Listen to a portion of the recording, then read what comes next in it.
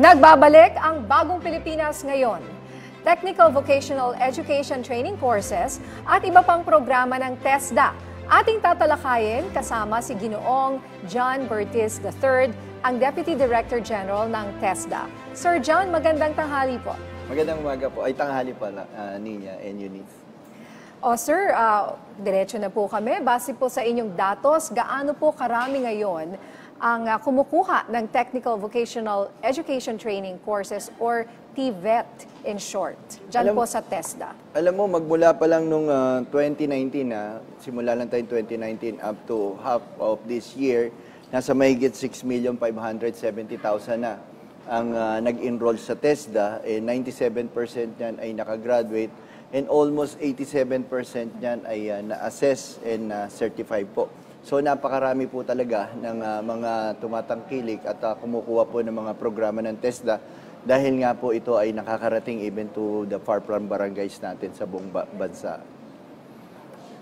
Alright, sir, that's good news. Pero follow up naman, sir, no? Ganun pa rin po ba yung trend ngayon na kahit mga college graduate kumukuha ng TVET program dito sa TESDA? Opo, kaya nga po nung last year napakataas po ng mga enrollees natin. Umabot po tayo ng 1.2 million enrollees nung 2022 lang po dahil nga po 50% ng mga college graduate na tapos na ng higher education ay bumabalik po sa TESDA para po kumuha ng mga iba't ibang skills training. Andiyan po yung mga language training natin para sa mga demand ng IT BPOs natin. So napakataas din yan kasi kapartner natin yan.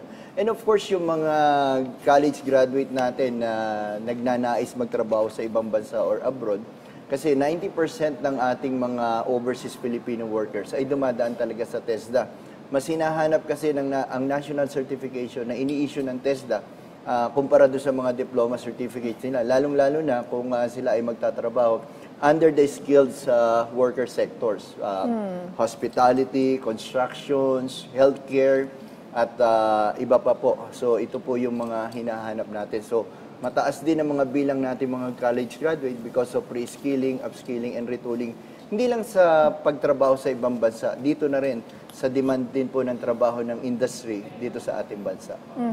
Sana siguro po pag ganyan pala na kahit nag-graduate ka na ng college, required ka pa rin ng TESDA certificate, baka naman yung iba hindi na kailangan mag-graduate ng college at dumiretso na sa TESDA. Alam mo, Ninya, yan din ang naging trend kasi we are collaborating with other countries lalong-lalo na ang Pilipinas ay member countries ng World Skills International yan.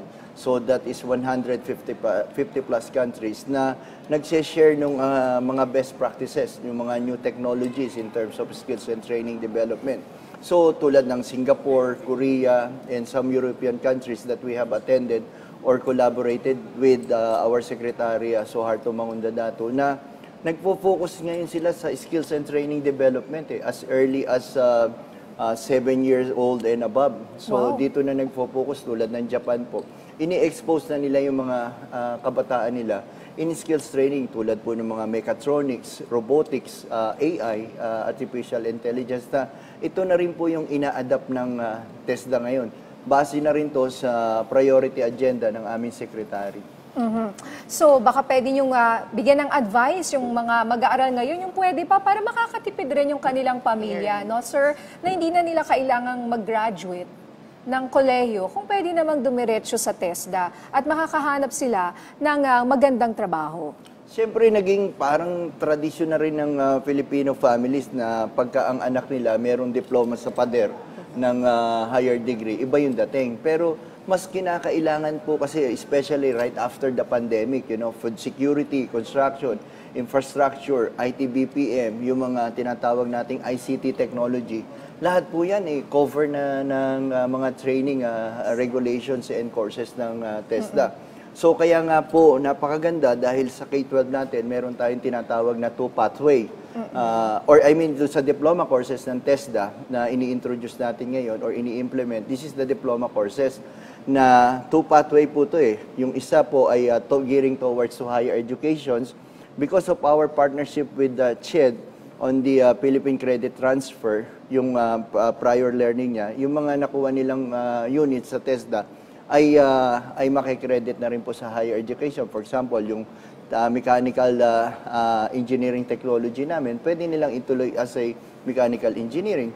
Pero, ang kagandahan po nito, kasi nga po, tumatahak din sila patungo naman po sa industriya. The reason why we are very aggressive in partnering with industry, not only for job opportunity, but pag-develop na rin po ng mga training regulations and modules ng TESDA.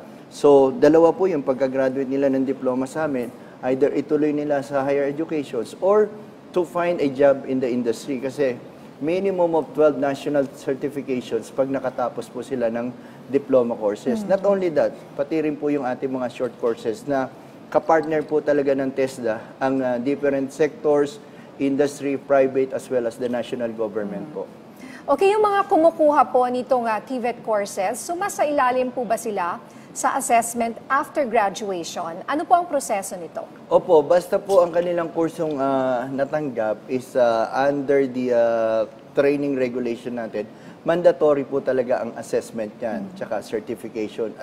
Sa ngayon nga po, meron na rin po tayong tinatawag na SIL, yung Supervised Industry Learning, na pagkatapos nila nung kanilang basic training courses, meron po tayong industry immersions na doon po mismo nila pinapractice yung natutunan nila sa TESDA.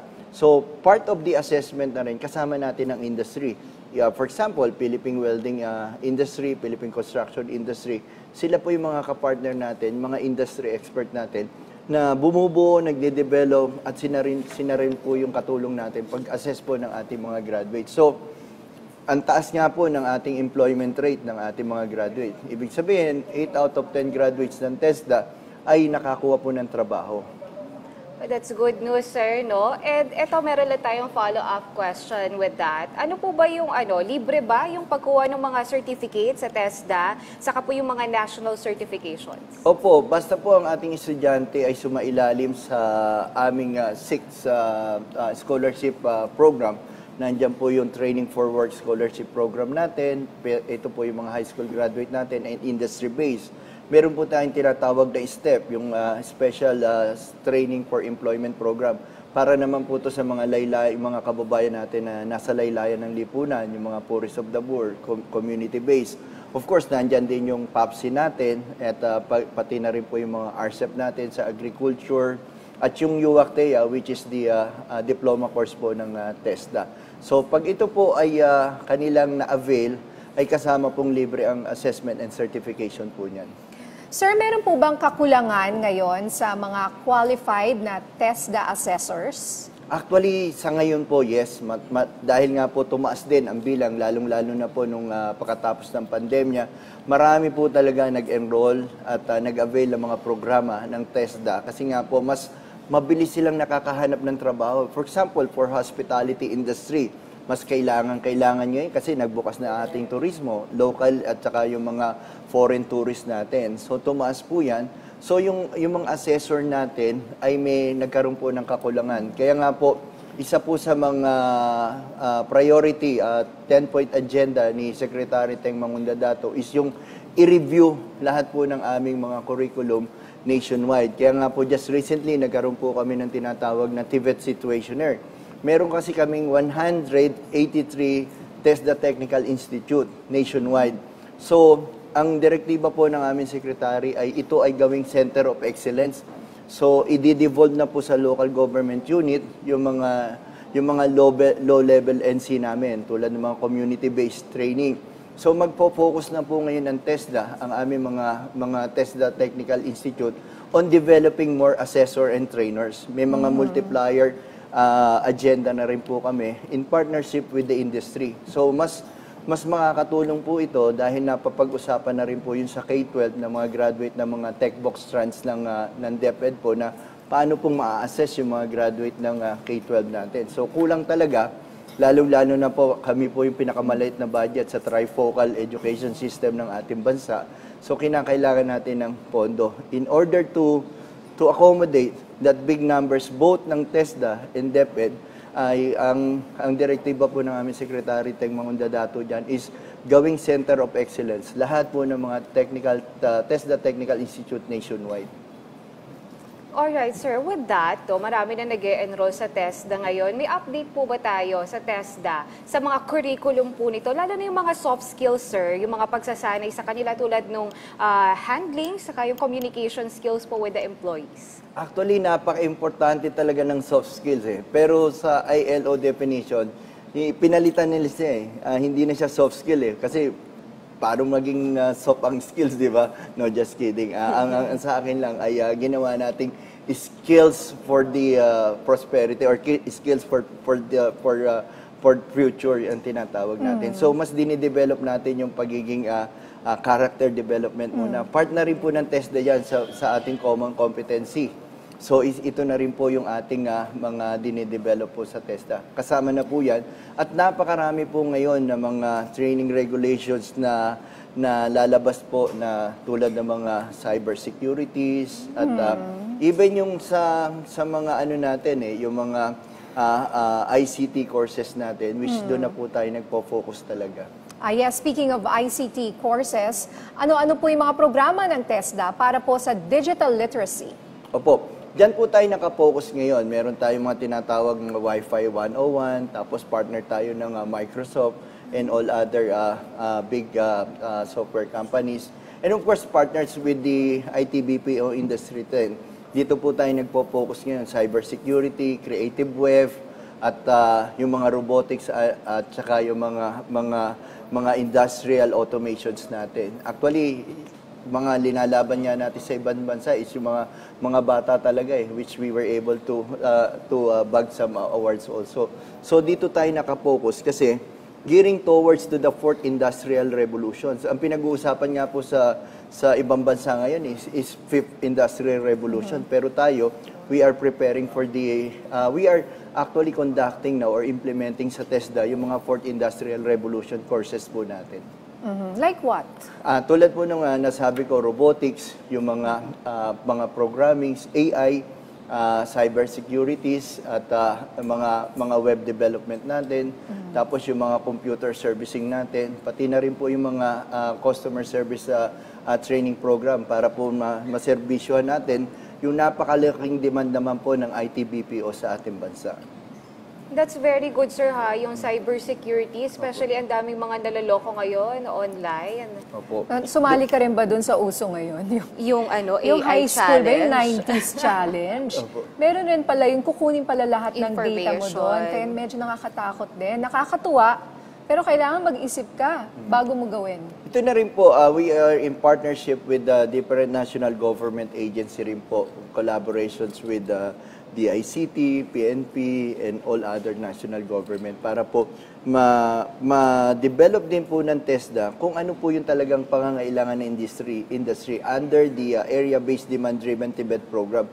Pati nga po yun sa mga regions natin, probinsya, we just don't train learners under TESDA. Inaalam natin ano ba yung demand ng probinsya. For example, Pangasinan, di ba, for fishery. So we are developing a courses na akma doon sa demand ng probinsya kasi para hindi na po nagmamigrate o umaalis yung ating mga kababayan. And we are also establishing 17 innovation center nationwide.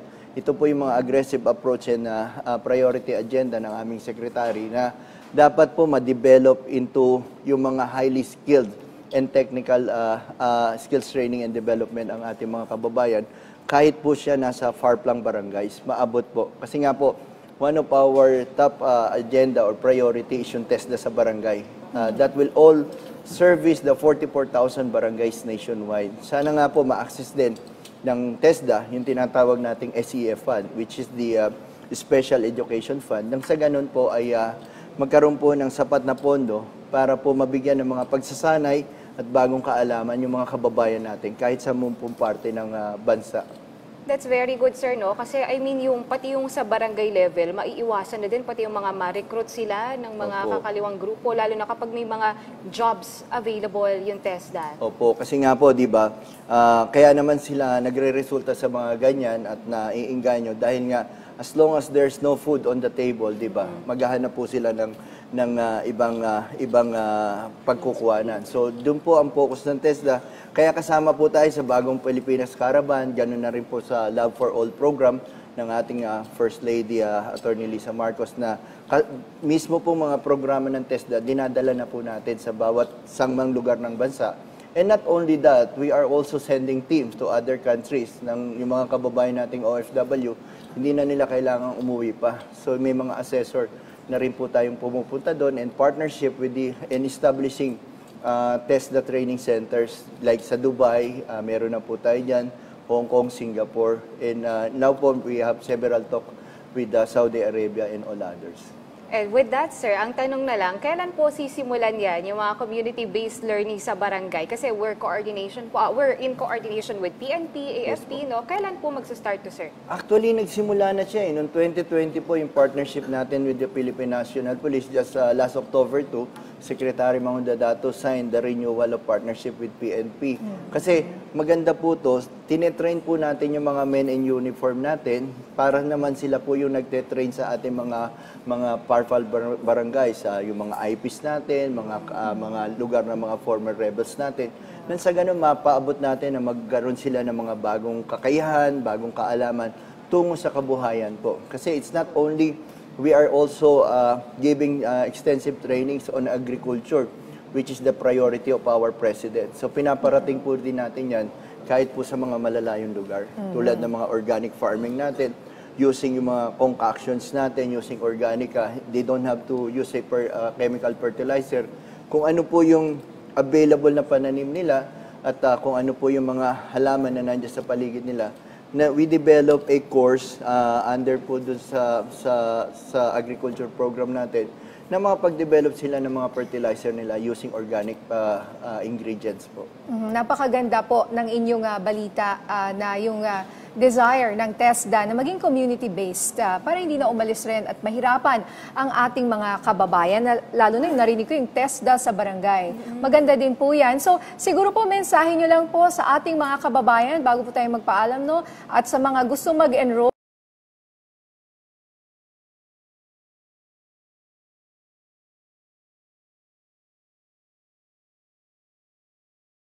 future.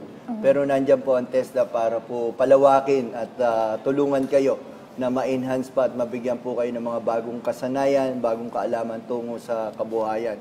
At sa bagong Pilipinas nga po, sa TESDA, lingap ay maaasahan. You can reach us to www.tesda.gov.ph. At isa pa palang pinakamagandang balita, meron po tayong 150 online courses na pwedeng i-access ng ating mga kababayan saan man silang nasa sulok ng mundo, even sa ibang bansa po, para magkaroon sila ng mga bagong skills.